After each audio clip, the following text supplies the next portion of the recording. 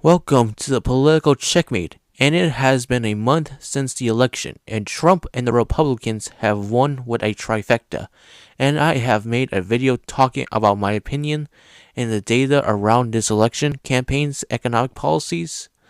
I then remember a video before this channel was created, a video from Robert Riech during the midterm elections called 3 Lies Republicans Are Using This Election.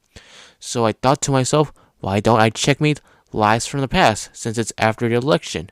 Now that I got that out of the way, let's begin with the video.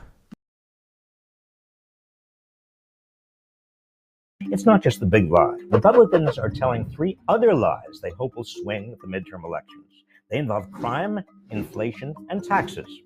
Here are the GOP's claims, followed by the facts. First, they claim crime is rising because Democrats have been, quote, soft on crime. Well, that's rubbish.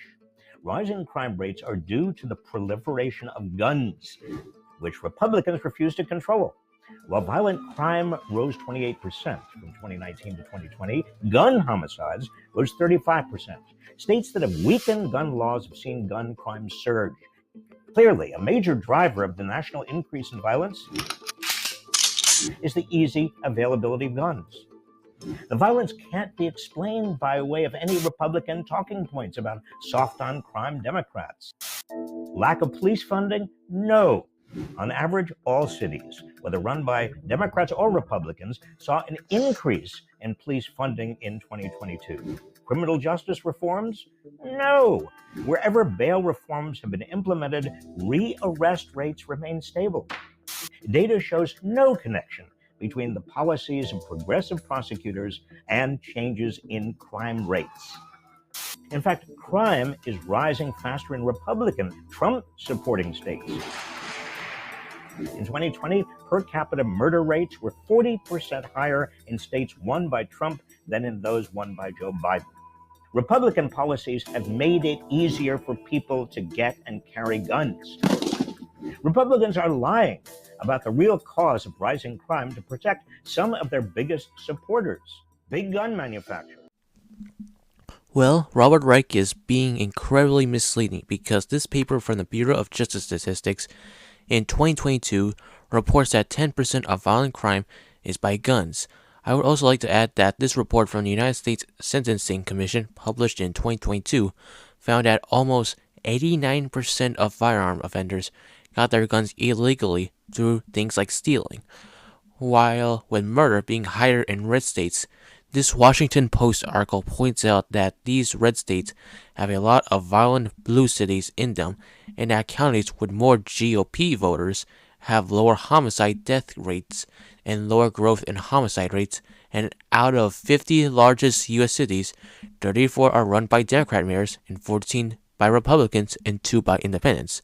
The homicide rate in the blue cities were 15.8 per 100,000, while red cities had 9.4 per 100,000 in homicide rates. If I had to be honest with myself, I don't know what caused the crime increases because there are a lot of factors that happen in crimes, but that is a discussion for another day. And the NRA. Second, Republicans claim that inflation is due to Biden's spending and wage increases. First of all, stop the madness. All these multi-trillion-dollar spending bills, that's what's driving up inflation. Well, that's baloney. Biden's spending can't be causing our current inflation because inflation is broken out everywhere around the world, often at much higher rates than in the United States. Besides, heavy spending by the United States government began in 2020 before the Biden administration in order to protect Americans and the economy from the ravages of COVID-19, and it was necessary. Wages can't be pushing inflation because wages have been increasing at a slower pace than prices, leaving most workers worse off. Look, the major cause of the current inflation is the global post-pandemic shortage of all sorts of things, coupled with Putin's war in Ukraine and China's lockdowns. According to this chart, what is the biggest driver of inflation during the pandemic? The blue is the dark blue is the recent period. It would be corporate profits. The biggest domestic culprit for America's current inflation is big corporations that are using inflation as an excuse for raising prices above their own cost increases, resulting in the highest profit margins since 1950, while consumers are paying through the nose. The biggest domestic cause of inflation is corporate power. Republicans are lying about this to protect their big corporate patrons. Okay, sure, inflation is not 100% driven by Biden, but Biden has supported policies like the American Rescue Plan that has increased inflation. Economist Michael Stern estimated the stimulus to be 3%, while Jason Furman, an economist under Obama, estimated it to be 4%. In terms of whether or not we needed the stimulus, I would recommend these two videos to explain it, but with the American Rescue Plan and other stimulus package, most people either save the money or pay down debts. So it did not really save the economy. The reason why there was inflation is because we consumed more than was initially estimated during the lockdowns. So basically more money was consuming fewer goods.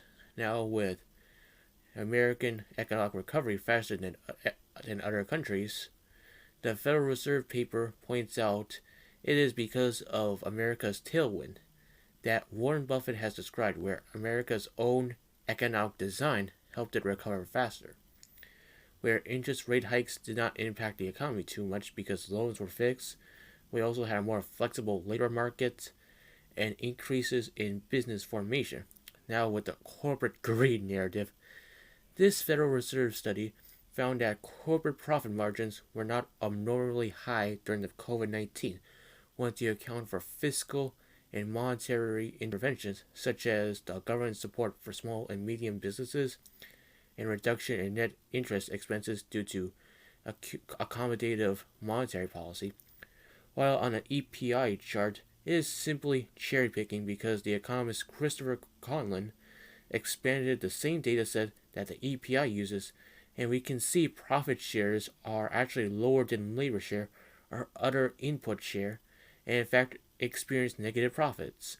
The greedflation theory as a whole, me and my friend Tharun Thiruseelan, who made this video cover of this video, anyway, we have made a video doing a massive takedown with the problems of the greedflation theory. Third, Republicans say Democrats voted to hire an army of IRS agents who will audit and harass the middle class. Well, that's wrong.